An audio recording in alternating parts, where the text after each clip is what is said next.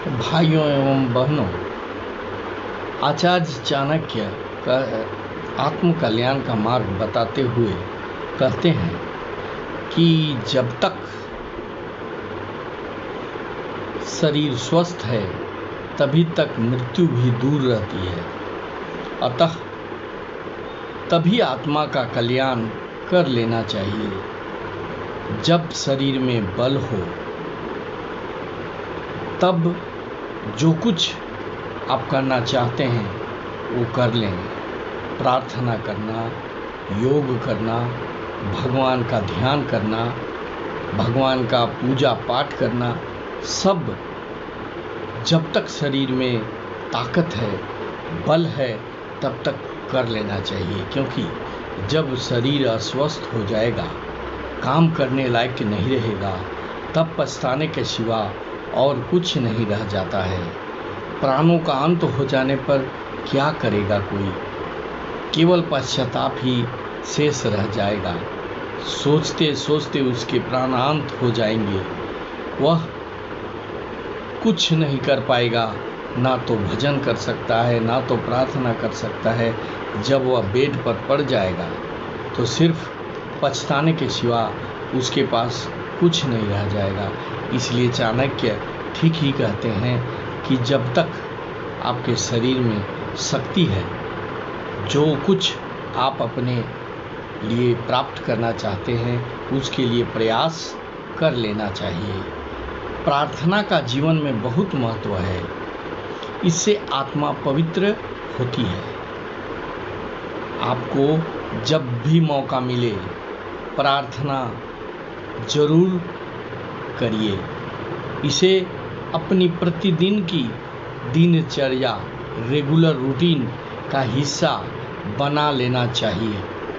प्रार्थना को बुढ़ापे के लिए नहीं छोड़ना चाहिए, क्योंकि यह किसी को भी पता नहीं है कि उसका जीवन कितने दिनों की है, वह कितने दिनों तक स्वस्थ है, उसका शरीर कितने दिनों तक उसका साथ देगा, यह कोई नहीं जानता। नियमित प्रार्थना करने से सकारात्मक सोच विकसित होती है, और जब सकारात्मक सोच विकसित हो जाती है तो जीवन सफल हो जाता है। जो कुछ हम करना चाहते हैं वह कर लेते हैं। यमराज अपने कर्तव्य का पालन करने में कभी भी पीछे नहीं रहते। वे जब जिसकी मृत्यु नियत है उसे उस समय ले जाते हैं। तो फिर हम क्यों अपने कर्तव्य में पीछे रहें? जो हमको करना है, जो अपने मुक्ति के लिए जो कुछ कार्य करना है, हम जब भी मौका मिले उसे क्यों नहीं कर लें? हम में से बहुत सारे लोगों के लिए वे बिना बुलाए मेहमान की तरह होते हैं। कोई नहीं चाहता कि वे यमराज के पास आएं, अर्थात कोई नहीं चाहता कि यमराज उनके पास आएं। सब यमराज से दूर ही रहना चाहते हैं, क्योंकि यमराज उनको इस धरती से उठा कर ले जाते हैं। आत्मा की भलाई मृत्यु के बाद संभव नहीं है। अगर आत्मा की भलाई करनी है तो जब हमारा शरीर स्वस्थ है, जब हमारा शरीर हमें साथ दे रहा है, उसी समय आत्मा की संतुष्टि के लिए, आत्मा की तृप्ति के लिए, आत्मा की मुक्ति के लिए हमें कार्य करना चाहिए।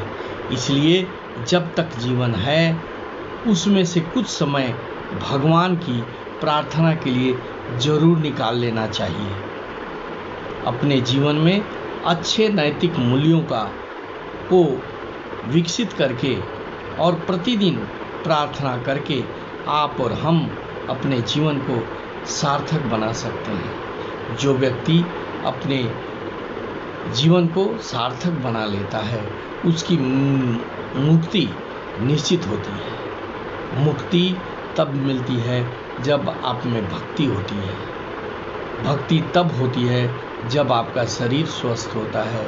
भक्ति, पूजा पाठ कुछ भी तभी किया जा सकता है जब आपका शरीर साथ दे। बुढ़ापे में न जाने कब हम बिस्तर पे पड़ जाएं तो ना तो हमारा मुंह चलेगा, ना हमारे शरीर चलेगी, ना हम कहीं जा पाएंगे, ना बैठ पाएंगे। उस स्थिति में हम कुछ नहीं कर सकते, कुछ भी अपने लिए नहीं कर सकते। हम सिर्फ पछता सकते हैं। हमें दूसरे पर आश्रित होना पड़ सकता है और दूसरे हमारे आत्मा को नहीं जान पाएंगे कि हमारा आत्मा क्या चाहता है। इसलिए भाइयों एवं बहनों, जब तक हमारा शरीर चल रहा है उसी समय से भगवान के समीप जाने के लिए, उनके संसर्ग में रहने के लिए, अपने आप को मुक्त करने के लिए कटिबद्ध होना पड़ेगा। तभी अंत में हमें ईश्वर के समक्ष प्रस्तुत होने में हर्ष, खुशी और बहुत तसल्ली महसूस होगी। अगर हम ये अपने जीवन में नहीं करते हैं तो अंत में पछताने के सिवा और कुछ नहीं हो सकता।